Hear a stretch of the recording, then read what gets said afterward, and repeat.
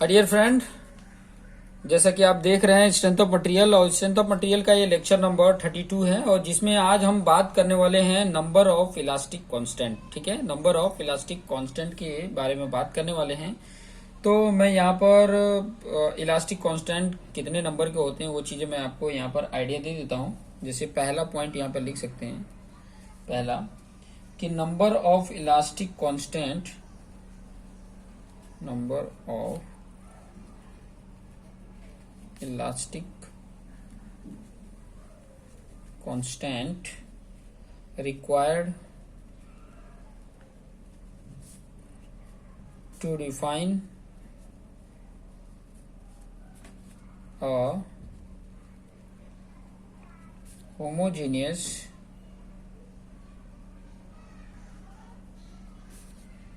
and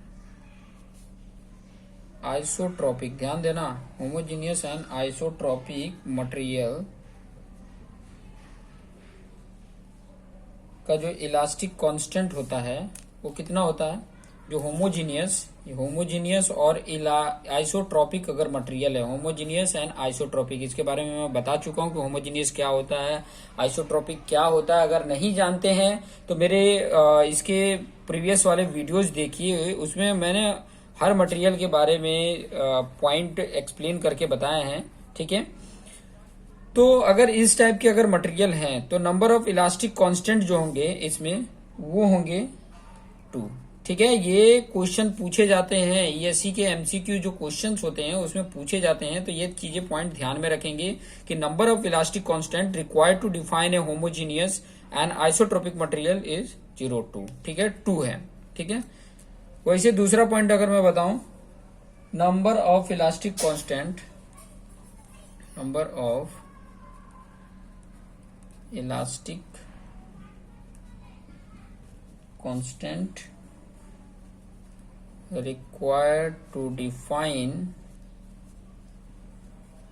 ठीक है, किसको डिफाइन करने के लिए, required to define orthotropic material, किसको, ऑर्थोट्रोपिक मटेरियल को डिफाइन करना है। ठीक है, तो उसके लिए जो इलास्टिक कांस्टेंट की रिक्वायर्ड होती है वो कितनी होती है, 9 होती है।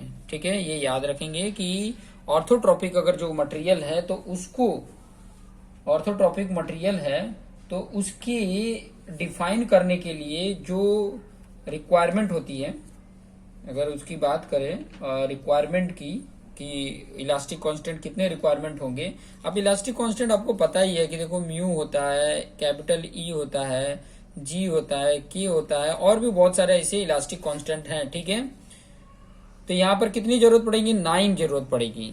वहीं अगर तीसरे पॉइंट की अगर मैं बात करूं, तीसरा, ठीक है, number of elastic constant required to define monoclinic material, monoclinic material अगर है, ठीक है, ध्यान से समझना, monoclinic material.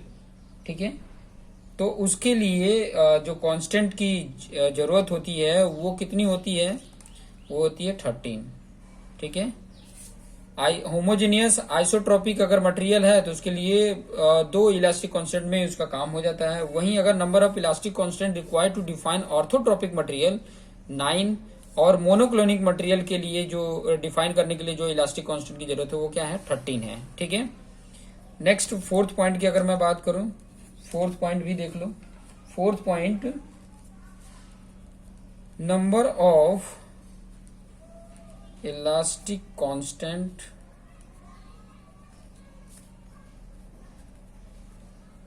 required to define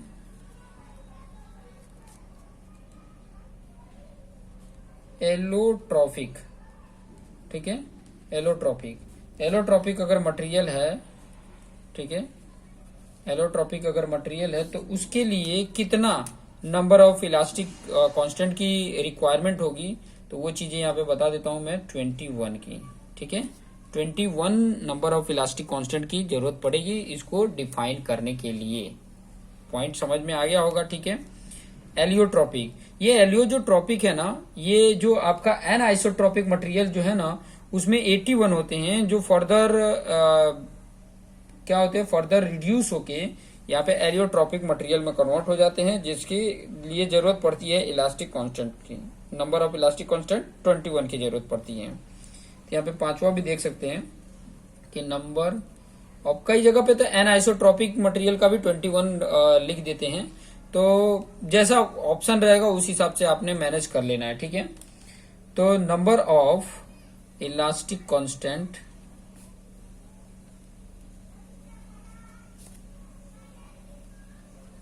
required to define an isotropic